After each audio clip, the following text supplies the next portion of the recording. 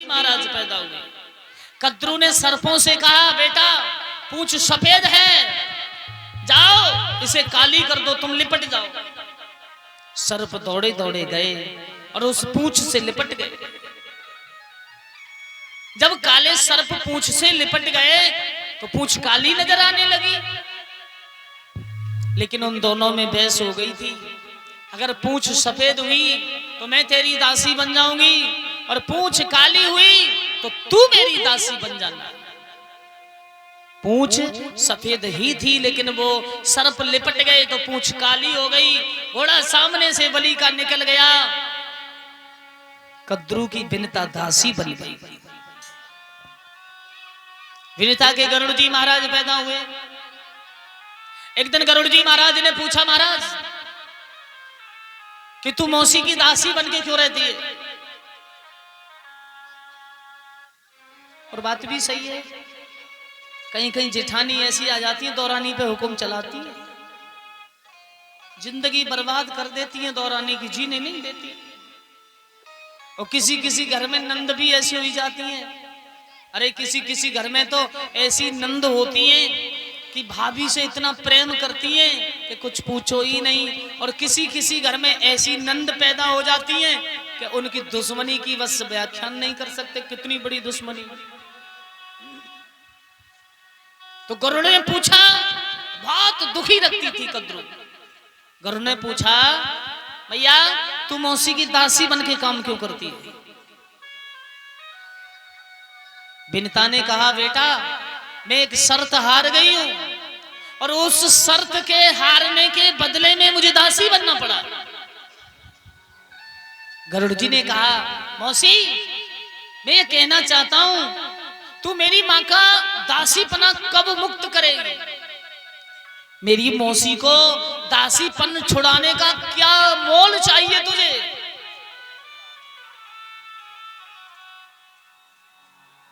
कद्रू ने कहा, तुमको ये पता होना चाहिए, मैं तुम्हारी दासी का, मौसी का दासीपना मुक्त कर दूंगी, लेकिन तुम्हें मेरे पुत्रों के लिए अमर करने के लिए स्वर्ग से अमृत का घड़ा लाना होगा। गरुड़ जी महाराज ने कहा, मौसी ये तो बहुत छोटी बात है, मैं अभी जा रहा हूं, तेरे लिए अमृत का घड़ा लेके आऊंगा।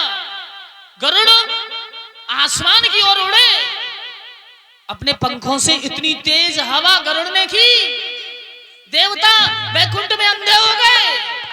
पंजों से अमृत का घड़ा उठाया, ला करके एकदम रख दिया, मौसी संभालो। लेकिन पीछे पीछे देवता भागते चले आए, अमृत का घड़ा उठा ले गए। थोड़े दाव थे, दाव कटीले दाव, जहां ये कटीले दाव थे वहां घड़ा रखा गया, ओस की बूंदें थी। सर्पों ने सोचा ये अमृत ही बिखर गया होगा, सो जीभ से चाटने लगे, और उन दावों से सर्पों की एक जीभ से फट फट के दो दो तीन तीन चार चार जीभ बन गई। भैया अब गरुड़ और सर्प में युद्ध होने लगा। गरुड़ और सर्प में इतना युद्ध हुआ कि गरुड़ जो होता है सर्प को खा जाता है। ये कालिया नाम का जो नाग था ना, ये गरुड़ जी के डर की वजह से भाग खड़ा हुआ, अपनी पत्नियों को लेकर के रमण द्वीप को छोड़ के कहां रहने लगा? यमुना में आके रहने लगा। तो देवताओं ने सोचा वृंदावन में कृष्ण का अवतार हो गया है, और यमुना का जल कालिया नाग के विष से इतना विषैला हो गया, जो गाय पीती है वो मर जाती है, जो पक्षी पीता है वो मर जाता है, जल खौलता रहता है विष की वजह से। कृष्ण वृंदावन में वहीं गाय चराते हैं। नारद जी से कहा, कोई ऐसा उपाय सोचो कि कृष्ण उस कालिया नाग को भी वहां से भगाए और यमुना को पवित्र कर दे। भैया देवताओं ने नारद जी से कहा, तुम ही कंस की बुद्धि उल्टी कर सकते हो। बीड़ा उठाया, नारायण नारायण करते हुए चले। कंस ने पूतना को भेजा था, पूतना भी मारी गई। बकासुर, अकासुर, केसी, संभासुर सब मारे गए। दरबार में कंस बैठा है, नारद जी पहुंच गए। नारद ने कहा बेटा आज से पहले आप आते थे तो बड़े खुश नजर आते थे, लेकिन आज तो आप बड़े सुस्त हैं। जवाब दिया हाँ। ओ भोजराज दिन दिन तेरी क्यों दशा बिगड़ती जाती है, और दिन बसंत के खिलने के पर कली सुगड़ती जाती है।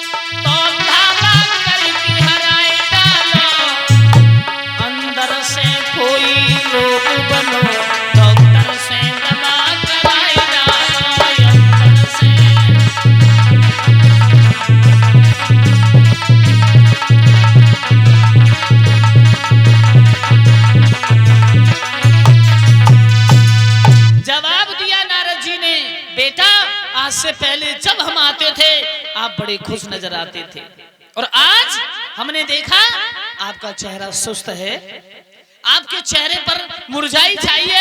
अरे क्या शंका है? कंस कहने लगा गुरुदेव शंका का कारण बहुत बड़ा है। जो कृष्ण और बलराम दोनों मेरे योग माया ने काल बताए हैं, मैंने उन्हें मारने के लिए अकासुर, बकासुर, केसी, संभासुर आदि राक्षसों को भेजा, लेकिन अभी तक कोई लौट करके नहीं आया।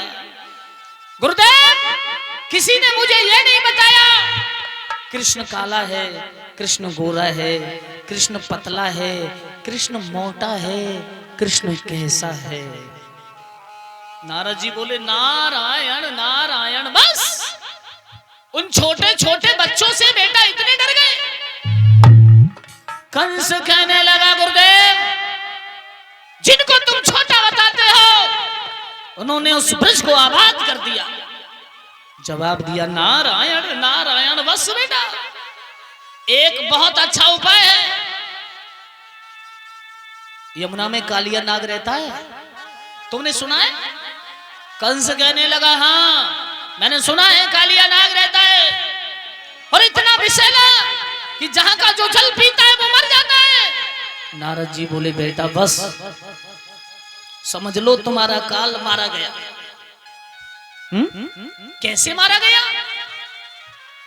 जहां काला नाग रहता है वहीं नील कमल के फूल हैं, और तुम चिट्ठी लिखो और चिट्ठी लिख के नंद बाबा को भेजो। कल शिव तेरस का दिन है और उस चिट्ठी में लिखो नंद बाबा सादर प्रणाम, कल हमें शिव तेरस की पूजा के लिए फूल चाहिए। 2 छवड़ियां नील कमल के।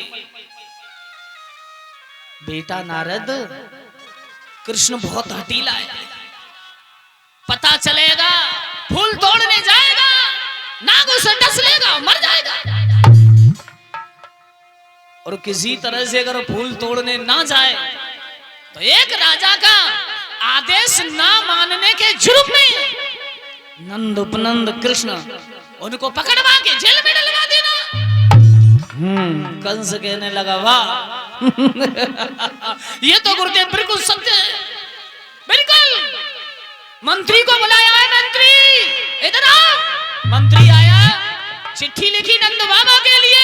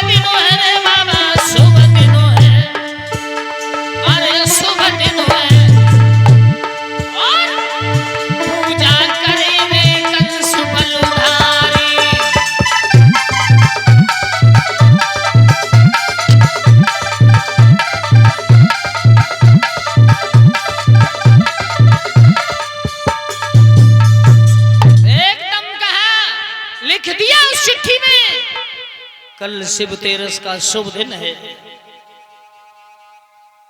भोजराज कंस सादर प्रणाम करता है नंद बाबा जी, पर ध्यान रखना कल उस शिव तेरस के मौके पर